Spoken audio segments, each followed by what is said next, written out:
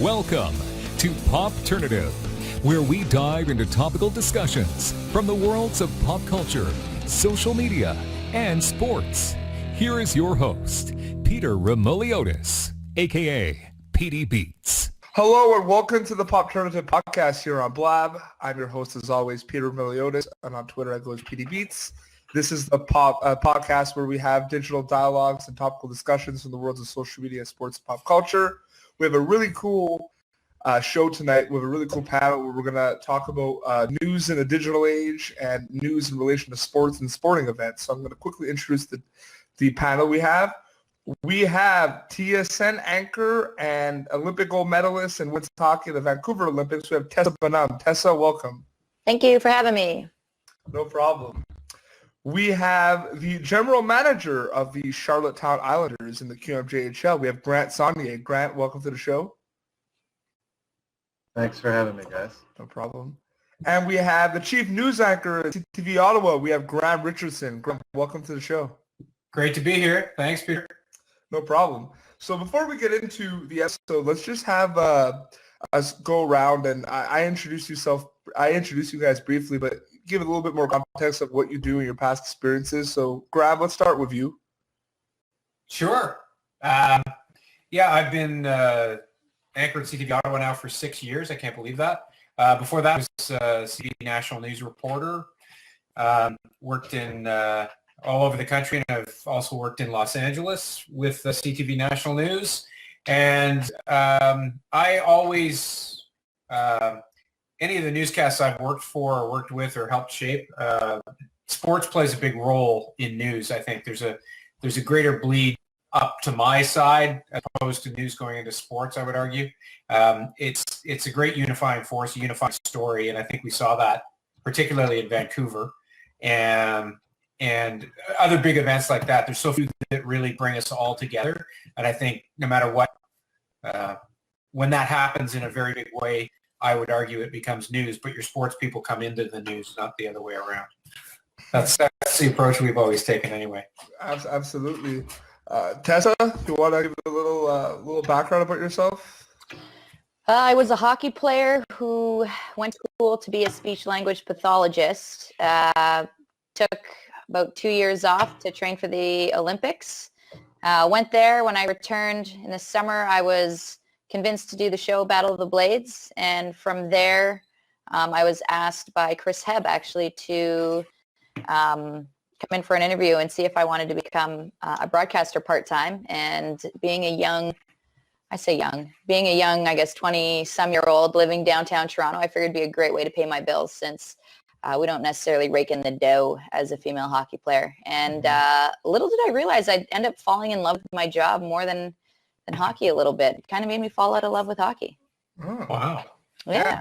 And you're reporting not just hockey, right? TSN, you're reporting everything, right? So yeah, I'm an anchor on Sports Center. Yeah, I'm an anchor on Sports Center, and I kind of wanted to take time away from hockey, only covering hockey. I wanted to diversify myself as a broadcaster, make myself uncomfortable on camera and start talking about things that were really foreign to me. And Sports Center was a perfect fit for that, as was TSN. And it's been just over a year and some now. And I've been loving it. I mean, Sports Center is a blast. The newsroom is exactly like a locker room. So in that sense, I don't really miss the hockey locker room that much. I obviously miss training with the girls and the short-term competitions and parties that follow and whatnot. But the newsroom is just as awesome. It's just as tight-knit. There's a lot of joking that goes on and stuff like that. But I mean, I've dipped my toes back into hockey. I covered the World Juniors, and also I've been on the Sens panel a couple times. Yeah, pretty cool. Well, speaking of hockey, Grant Sonier is the general manager of the Charlottetown Islanders in the QMJHL and has experience as an executive in the National Hockey League, I believe, with the Florida Panthers and the LA Kings, right, Grant? Yeah, you nailed a couple of them. I've been fired more times than I'd like to remember, so I've been with lots of teams. I'm sorry if I brought back bad memories. No, it's all good. It's all good. I'm from Prince Edward Island originally, from Summerside, which is where I reside now. I work in Charlottetown, but I drive back and forth. Left PEI after coaching Tier 2 hockey, coached pro hockey for a number of years. met up in hockey, and Tess can attest to this.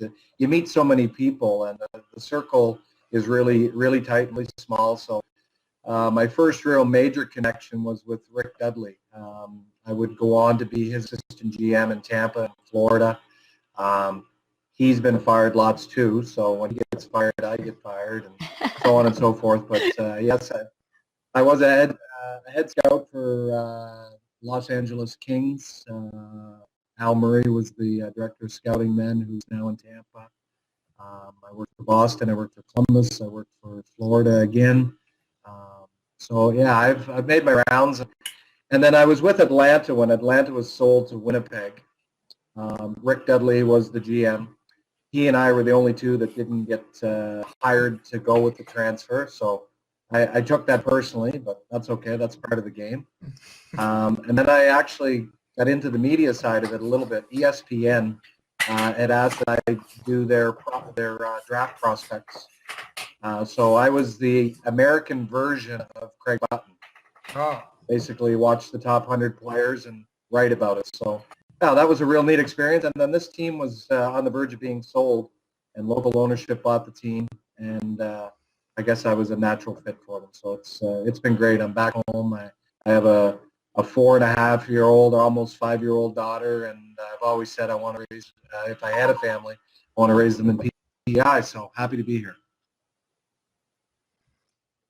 Awesome. My phone is buzzing. It's another team calling because someone else got fired. Maybe.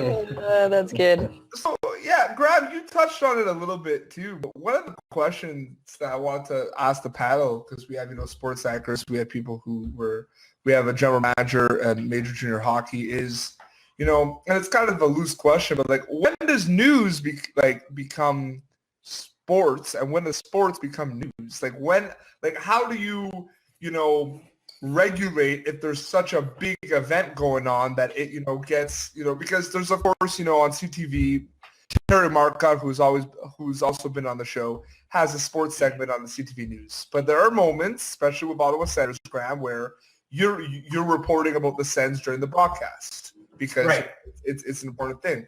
And Tessa, on TSN is solely sports, but there is also when big news around the world, that whether it's tragedies, there's that reporting aspect of it, and then links to athletes that are around, So what would you say about that in terms of this whole concept of how, are we at an age now where sports is a huge part of news, not just a sports segment, but news in general?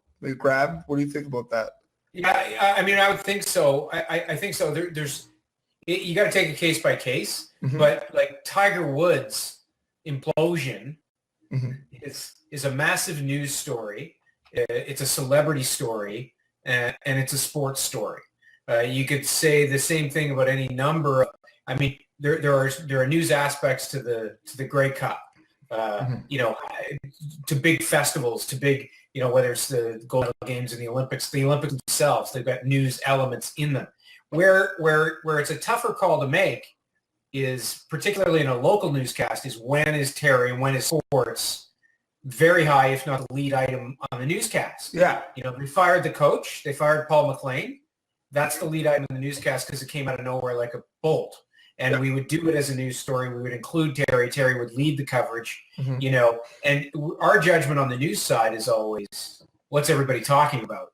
What is the biggest thing that's, driving the Ottawa conversation tonight? And so oftentimes, and it's a sports-oriented city. Yeah. So oftentimes it's not a difficult call to make. No, absolutely. And Tessa, linking it, to huge events like the Olympics, right? That takes center stage in any newscast. Yeah, absolutely. And I mean, even with SportsCenter, the way our shows are built is what's everybody want to see first? What's the biggest story on tonight?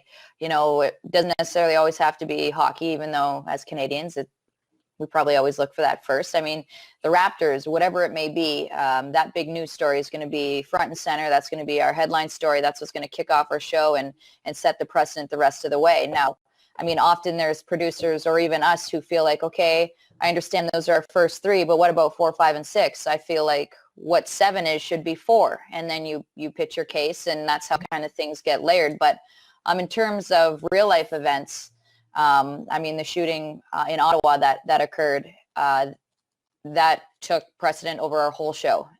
You know, we understand that sports is a very large part of people's lives, but there's no reason to put on a show and pretend like nothing has happened. You have to acknowledge it. Again, we are essentially a news channel specified around sports, but at the same time, the Senators games got delayed. People's lives were affected, and it was something that we couldn't just leave untouched. So I feel like sports and news leak into each other on a regular basis. It's just a matter of how you choose to cover it. Yeah. Grant, what do you think about that leak, Grant, that Tessa, that between sports and news, with all your experience, and you said also like the media stuff that you've done like lately? What do you think about that? Well, I think every time there's a sporting event, there's an opportunity for news to be reported. If the Ottawa Senators are playing or the Toronto Maple Leafs are playing, 20,000 people are driving their cars. There's restaurants, there's hotels, there's flights, there's all that element of the business side of the sport. For me, where I think there's a real opportunity with sports is when it touches the human side. Like we, as a small community team, we're constantly trying to get people in our building. We're a small venue. It's 3,800, 4,000 people is a sellout, and it's a challenge to get people to spend their money to come. Mm-hmm. But we're touching in with whether it be Easter seals or whether it be you know, we have the pink and the rink jerseys. Yeah. We do those things because it ties in with what's reality and what news is. And I think if there's a human element to it, outside of the competition in the ring, there's always news to be talking about if you want to talk about it. And that's how we try to sell ourselves. We're a community-based team. We're owned by a bunch of local ownership. Mm-hmm. So we can spread our wings as far as we want and make news. Mm-hmm. But, I mean, there's so many people follow news, and it's so fast now. Like, mm-hmm. if you did have your TV on, you can still find out when somebody scored a goal at Pacific Place in Vancouver. Yeah, because the second it's a matter of seconds now. So, yeah. So news becomes news because it's so fast now. Like Eugene Melnick made a comment about no one's safe.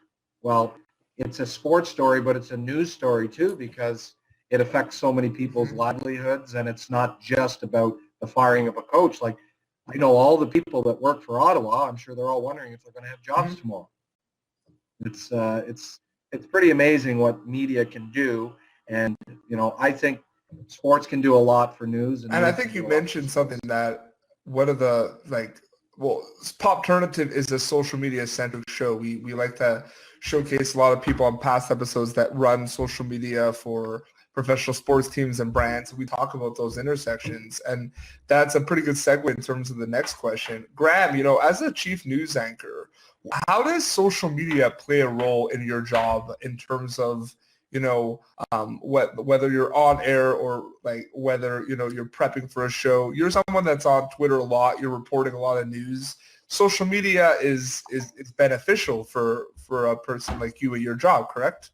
Oh yeah, it's changed everything too, right? Like everything. It's almost a cliche now to say that it's constantly on, but you know, and I know in the sports world, big time athletes, smaller time athletes, they're all going directly to their audience. It used to be, you know, pick a TSN or another outlet to do a big interview with. Sometimes they still do that, but mm-hmm. they're communicating directly with their fans now in real time, and with real HD video now too that they produce themselves, right? So yeah. you've got and this constant stream. And the thing about social media in my job, and you know, we can keep it with sports and sorting out a big story like a coach firing or Alfredson's retiring, or you know, the Leafs are moving you know, Dion to Ottawa, and there's a big deal happening. That's another one where sports is news, and it was on the national news. Your role is to sift through the crowd, right? And to take it out. and to figure out in real time what's real and what's just people riffing and people trying to get a laugh and get as many retweets as they can.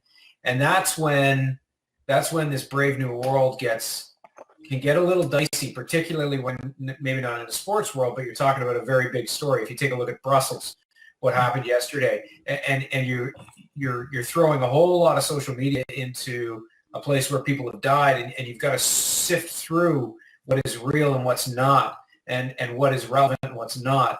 That's where social media can become overwhelming. And I know a lot of journalists are overwhelmed by it during a breaking story because they just can't keep up and they don't know what's true and what's not. So that's the big challenge. No, the overwhelming. Tessa, what do you think about that concept of overwhelming? And you have been in a situation where you've handled social media two different ways. You've handled social media as an athlete, and now you're handling social media as a TSN anchor. So what are the differences in that as well? I mean, I feel like on the athlete side, you're more, or we were told to be more careful about what we were putting out there. A lot of people use it to brand themselves, and I get that. But in terms of the news side, I feel like when stories are breaking, things happen in seconds, and there's so much information. It's almost an information overload that's out there. But I feel like nowadays, news sometimes gets reported as, I don't even want to say opinion, but maybe a perhaps, where it's not factual reporting anymore. It's just more so, let's say a CNN trying to keep up with what's going on Twitter. Reports say nothing's definitive, but I feel like that just comes with the times. I mean, nowadays, if you ever want to find something out, you're not turning on your TV. Essentially, you're probably going on Twitter and going to your favorite news page, or just scrolling or typing in something that you want to know about. So I think it's changed the way we get our news. But at the same time, I think it's allowed us to get to know athletes, GMs, reporters, everybody a little bit better. And it's kind of opened up people's lives and homes. I mean, LeBron James constantly tweeting about his family. Same with Steph Curry, with Instagram and whatnot. And usually those were, as you said, Graham, those huge, like MTV Cribs. Remember how big that show was? It was like, awesome, we get to go into somebody's house. Now it's like LeBron sends out a video of his kid dancing while he's sitting at his dinner table, and it's like you're there. So it kind of makes it cool, and obviously those interviews are still unique and special, but that's where I feel like these fans really become super fans and really feel like they actually know these players, and for certain reasons liking them better or not as much. I feel like as a former athlete and a sports fan, I kind of enjoy it. I like to get to know the player outside of what we only see on TV. Often you kind of get to know what drives them or what really, sets them off. So I think that it's all changing and happening really fast. Obviously, Graham, our industry is kind of shrinking right now, and it's a little bit scary. But I think it's only because we don't know what we're going to end up being. And I think what we can figure out where we're headed, then things will get a lot better for us. But right now, basically, everybody is essentially their own reporter. No, absolutely. And Grant, one thing I wanted to mention about you is in the QMJHL, a really big thing that happened specifically with the Charlottetown Islanders with your team this year is the return of Daniel Sprong, who played, a good amount of time in the Pittsburgh Penguins, and at one point, was doing really well, seemed like he was fitting in, and they decided, that because he was like too young to play in the AHL, to bring him back down to the Charlottetown Islanders. Now, from a social media perspective about this, from your standpoint as a GM, you must have been looking at all these tweets and this reaction and just being like, wow, what a new world we live in now. That's a lot different to the time, when I was, a director of scouting for the Kings. Like, what was going through your head those days, and just in general when you open up your phone and see all these tweets about your team in the league? I didn't know Daniel was in Pittsburgh, to be honest with you. I'm just kidding. Since he's been back, we're 22-7-4. So to say we missed Daniel Sprong is an understatement. We did. I got to admit, I was enthralled with following Daniel on Twitter. Not Daniel tweeting per se, but just what people are saying about him. Because, luckily for me, I have relations with the people in Pittsburgh. Bill Guerin and Mark Recchi were unbelievable in terms of the dialogue that we had. They were upfront early and honest with me early that Daniel looks really good in rookie camp in London against 3 other NHL teams, that he was going to go to main camp. He went to main camp, and I think in a couple of games he was a star. And again, that's all being tweeted, and I'm following it. Like, I felt like I was a Pittsburgh Penguins fan because I was following them, not because I necessarily liked the Penguins, but I wanted to know what was going on with Daniel, and it was a great vehicle for me. But Daniel was down there, and and he's gathered so many supporters. I don't even know how many people follow me, and I'm not one of these people that gets into how many followers they have, and I consider myself very novice on Twitter. You have over 2,000. You have over 2,000 followers. That's pretty good. I have a lot of relatives. There's a lot of relatives here. But you think about that. Yeah. And remember, was it Stamkos who liked something on Twitter? About Toronto? Speculation about him going to Toronto. On TSN's page, yeah. All he did was click a button, and everyone, it means something. It means something. And he had to back away. They had to put a statement. That shows you right there how the world's changed. And in all honesty, I feel bad for the poor guy because I've clicked on a lot of things just while scrolling on my phone. I mean, the touchscreen's so sensitive sometimes, but when you have, what does he have, almost 100,000 followers, something like that? He's got a lot of followers. I mean, everything you do is under the microscope, everything. So it's good in some aspects, but in other aspects, it's almost a pain in the rear. I mean, look at Evander Kane getting himself in trouble with Snapchat. Absolutely. And Graham, we've had Ian Mendez from TSN radio. We've had him on a couple of weeks ago, and he said on social media, you're leaving a digital footprint. Anything you post or tweet is gonna leave a trail. So you gotta be careful what you tweet. And you're pushing yourself out there for your news organization, your sports organization, your brand, your personal brand, and all that sort of stuff. And while you're doing that, when you're pushing, if you're doing that for commercial reasons, for personal, professional reasons, you just have to be, aware that he's right, that you're playing a role, and to be just like you're with the guys or with the gals at the cottage or wherever, it can be a dangerous game. And I think that's where people get into trouble. And, so far I haven't been in trouble, but you never know, right? That could change in a couple of seconds. And something just Peter, not to interrupt. Sorry, Peter. I was just going to say we're getting on the bus tomorrow, our team, to go play around one of the playoffs. And I know some teams take the phones away from them. I don't know, Tess, if when you went to the Olympics, did they take your phones? No phones in the locker room, though. And no tweeting on. Like our guys, we're going to get on the bus. We're going to have no tweeting starting tomorrow. But Grant, for the remainder of the playoffs, just purely because Bomb is Q Social. It's still going on. All right, I'll tell them they can Q Social tweet. No, but I'm worried that somebody says something, and this is the part I'm great with all the levels and the dynamics of what the social media world provides, but it really comes down to one's own personal perception of what you see or what you read, and it can be for a hockey team. If I have one player tweet something and it's perceived the wrong way by a member of the Rimouski Oceanic, it's locker room material. It's on the wall, and it's going to affect our series.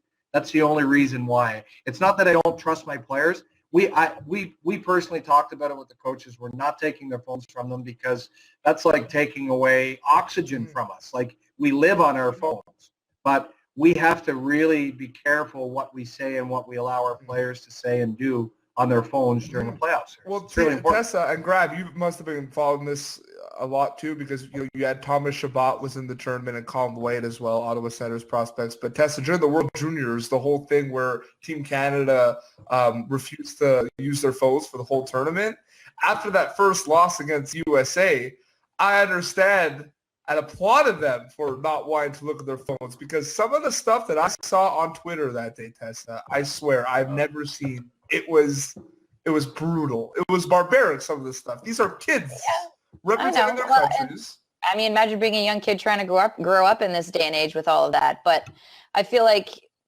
those guys, just to clarify, deleted Twitter and Facebook. They decided to keep Instagram up. Okay. Great idea. I mean, I've been playing in games where afterwards I've gone on the internet and just scrolled and gone through what people were saying about our games, and I wasn't even tagged in it. And I mean, it shouldn't bug you. And World Juniors is on a completely other level, but with that amount of people saying that amount of negative things about you, there's no way it can have an effect on you. I don't care who you are. I don't care how much money you make. And it starts to reverberate. It's like, well, if 37 people said this to me, how many people that watched tonight were feeling or thinking the same way? And all of a sudden you start becoming very insecure. You're on the ice, you're gripping your stick. All of a sudden you're thinking and you're not just playing. And it's just a big snowball. And, you know, a lot of people felt like when Connor McDavid told them, you know, get rid of it. Get rid of all the social media. It's not worth it. People were like, oh, whatever, these guys shouldn't care. And it's like, well, quite frankly, they're teenagers. If you really take a look at them, these are teenagers that we're putting in front of the world. We're highlighting the heck out of them. And they're celebrities now. And now they have to deal with all of this backlash. And some of them, quite frankly, I interviewed a lot of them, are very shy people. A lot of them are very insecure. And so you kind of feel bad that all these people are attacking them. And, you know, I've got a couple young cousins who are between the ages of 7 and 15 right now. And the bullying that goes on online, I detest it. I think it's ridiculous. I always tell them, before you write something about someone or to someone, make sure that you're capable of saying it to their face. And if you're able to say it to their face and see their reaction and live with it, then do it. If you can't, then don't. Yeah. So I feel like people don't think about that. There's a lot of immature adults out there, so to say, roaming around on the internet, hiding behind their keyboards. So. Absolutely. Keyboard warriors is the term that is used. Well, and it's destructive. It's destructive, right? It's beyond. And I think if you take a look at the Toronto Star, the CBC now, many news organizations are simply banning comments, and people out there in the internet are saying, oh, you're stifling free speech. You know what? Some of the junk that gets said about people, like, it's just destructive. And the other thing too is, and I'm not trying to be Mr. Progressive here, but for women in particular on television and in sports, it is outrageous, some of the things that people say. And it is, I don't know how, like Tessa said, you know, they say, just don't read it. Like, we had some things happening in our organization. It's like, don't read the comments. Don't read the comments. Don't read the Twitter. It's impossible because you're getting binged with it all the time. And it does affect you. It affects your confidence. And at the athletic level, oh boy, I can really see it affecting people, and they should shut it off. Yeah. And Graham, you're around a lot of Grant, you're around a lot of the players as well, the Charlottetown Islanders. And I'm sure, you know, there will be situations where they're on their phones, you know. I'm sure one of the reasons why, you know, a lot of players, and, you know, doing the QMJHL social media, you know, you meet a lot of the players at events of the Golden Puck Awards and at playoff games. You understand why they're reluctant and sometimes afraid to post stuff. Because you have guys like in the NHL, like Dougie Hamilton, Tessa, and Graham, who he has about like 30,000 followers, but that has like no tweets. Like, he doesn't tweet anything out. So, Grant, like, you could understand the fear and from the players as well. Like, they don't want to tweet anything that will get them in trouble, and they're going on Instagram, but Instagram is more photo based, so it's more like a safe card for them, right? Well, for me, it's pretty simple. It's the same as life policies. If you don't have anything good to say, then don't say it. So if you don't have anything good to tweet, don't tweet it. And I think that would eliminate a lot of the stuff that's wishy-washy in social media for me. And, you know, sports is such an emotional venue, regardless of the sport. You know, I played a little bit of soccer when I was in high school, and I watch a little bit on TV. Like, I'm blown away at how much soccer is global. And if a team loses 1-0, it's like the world is coming to an end, and it's all negative. And I just think if the policy was, if you don't have anything good to say, then don't say it. Well, if you don't have anything good to tweet, don't tweet it. And I think you would keep yourself out of getting Yeah, continue, Graham. Yeah, sorry. Well, just quickly, the problem is that there's pressure to be. You can't be boring, right? Yeah. So you can't get attention. I can There be. you go. I'm a There you GM. go. I can be boring. Guys, It's the whole game is to get attention, right? if Phil Kessel can tweet, I think everybody can tweet. Let's be honest. That's true. Yeah. If my dog could Now, post, guys, I have a question. yeah. I have a question. I've got 11 and some hands beside it, and Tess got 28. Does that mean she's kicking her Yeah, ass here or I what? mean these are Is this a called competition? props. You can Props. give people props. Oh, she's got Oh, 32 now. There you go. She's got Yeah, 32. all you guys You're some winning. props. So You're winning. this I'm is losing. like Stop it, everybody. it's interactive. It's an interactive platform. But I think we're gonna have to wrap up this episode. I think this was a really good episode. I think the questions that were raised and the discussions that were raised were amazing. I think I'm really grateful and blessed to have such an amazing panel with such experience all around the panel. So I really, really appreciate you guys coming on my show. It really, really means a lot. Very quickly, closing remarks, and also one of the things, the reason I made Popternative is because I did, I went to do my master's at Carleton University, and I was researching social media as I was doing my master's research essay. And one of the things I wanted to do is I wanted to create this show, Popternative, as like an insightful tool for a lot of people in journalism and sports media who are interested in working in this field. So we could have, people who work and experts in the field and get their, advice and their input. So this show, this product, Popternative, is to be like an insightful learning tool as well. So before you go, Grant, Tessa, Grant, with all the experience you have, very quickly, is there, on the top of your head, some advice you have from, people who watch this, the replay, in terms of that are interested in, the sports world or the news world that you can kind of give to them? Anything on the top of your head, Graham? Just briefly. I was in journalism school in 1993, way back then. I'm not old. And a radio guy came in and said, it's not like it used to be. There aren't as many jobs. That was before CTV News Channel. That was before the expansion of TSN, before Newsnet, or before Sportsnet even existed, and there was no internet. So I always tell young people that it's always been better before. And we're all in a tight time, and like news is shrinking right now. I just don't think it's always going to be that way. And if you want it badly enough and you're driven, it will happen. I mean, you might be like Tessa, where you kind of never thought you'd be doing this and then you find you love it. Or it might be something like me. I knew I wanted to do this when I was 15 years old. And I knew that I was going to, I just wasn't going to give up until I achieved what I wanted to achieve. And there's lots of people like me. And I just think there's hope out there. And we're in the business of focusing on negatives. That's what the news is. When things aren't going the way they're supposed to go, that's what makes news. But it doesn't always apply to the industry, and it's not as bleak as many people think it is out there. Mm-hmm. Tessa, what about you? Tips, gosh, one of the best tips I think I've ever gotten was from Mark Askin. He was my producer at Leafs TV, and he told me there's 6 Ps that you always need to remember and go by in everything you do in life. And I was like, all right. And he said, proper preparation prevents piss poor performance. Yeah, it's true. It's so so if you're true. prepared and you go into it, and basically there's no such thing as over preparing. But outside of that, I mean, just get reps. I mean, get on camera, whether it's in front of your own computer, practice, start a podcast, just get in front of a camera and practice talking. I mean, James Duthie often told me too that when he was driving in his car, when he was just starting out, he would pick some random sports player and just talk in his car for about 3 minutes straight, just about everything he knew about him, just holding a conversation by himself in his car, just to practice talking. Yeah. And I mean, I remember thinking when I went in for my job interview with Chris Hebb that, it's hockey. I mean, I've lived this game since before I even remember knowing how to skate. How hard could this actually be? And I sat down and that friggin' red light went on that camera, and all of a sudden I knew nothing. And it's interesting how that red light changes everything. Yeah. But, with a bunch of you know everything, but you think that they know more than you, and they're keeping score. Yeah. Totally. Yes. Yeah. And Twitter lets you know it. That's right. Ignore it.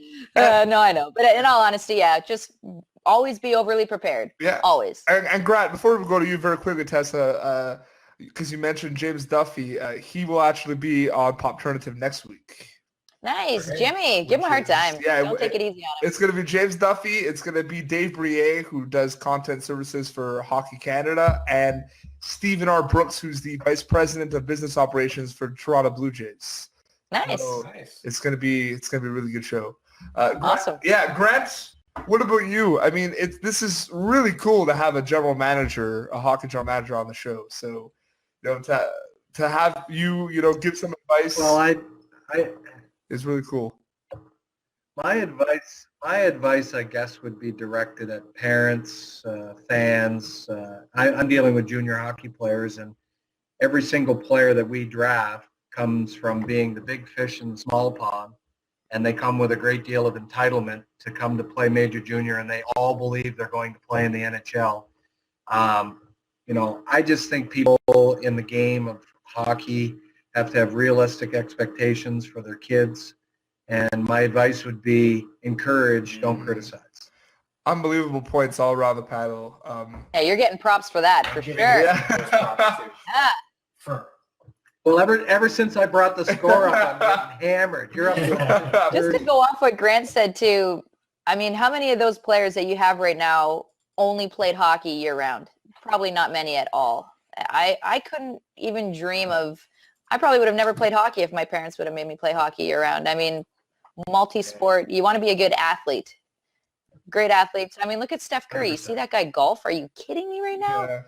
He's a good athlete, not just a great basketball player. Steven Stamkos was a great ball player. John Tavares was an incredible lacrosse player. I learned those things when I interviewed them for the drafts, and I couldn't agree more, Tess. There's so much pressure. You think you have to measure up to all the other kids that are going to all these other spring and summer hockey. Just go play sports and be an athlete, and you'll be a good hockey player. So part-time, I do PA announcing for minor hockey. So I did a lot of midget AAA hockey, the HEO league with Canada and Cumberland, and I did some midget A games, and there were some players on this midget A team that were unbelievable. And I was like, these guys could be playing a higher level. And I spoke to the coach, and this relates exactly what Tessa and Grant said. I said, yeah, why are they not playing a higher level? Oh, they could, but they're focusing on baseball. They're big baseball players. Mm. So I found that interesting as well, because these were kids. It was a midget A tournament, and it was unbelievable, and it was house league. And these kids are flying and unbelievable, and people were like, these kids are amazing. And no, he's playing baseball. He wants to play baseball. So I totally agree with that, and that is a thing, playing as many sports. Wayne Gretzky, I think, said something too at one point. He said something about how he encourages hockey players to play other sports. Yeah. So Joe Mauer of the Minnesota Twins received scholarships for baseball, basketball, and football. As my AAA junior 67 15-year-old gets ready to play spring hockey, I'm going to make him watch this. Just the last 10 minutes. Yeah, that's right. We're going to save you some money. Thank you. Yeah. Peter, do you have the names of those kids that were unbelievable? Yeah, there you go. Scouting. You get yourself a job. Yeah. I think one last name was Warner, but I don't think that's saying anything. But they were just playing for fun, and I just found it really cool, just playing for fun. They wanted to play they played Bantam AA the year before. Could have easily played Bantam AAA if they wanted to that year as well, but they just wanted to play for fun with their friends. And one is gonna possibly get a baseball scholarship for an NCAA school. So I just thought that was really cool. Well, this has been Popternative. I want to thank Tessa, Graham, and Grant for coming on the show. I hope you guys had as much fun as I did. It was great. Thank you for asking. Thanks for having us. So this has been Popternative. You can catch previous episodes of Popternative on our YouTube and our SoundCloud page. You can like us on Facebook and follow us on Twitter. Thank you all, and have a great. Thank you for tuning in to Popternative.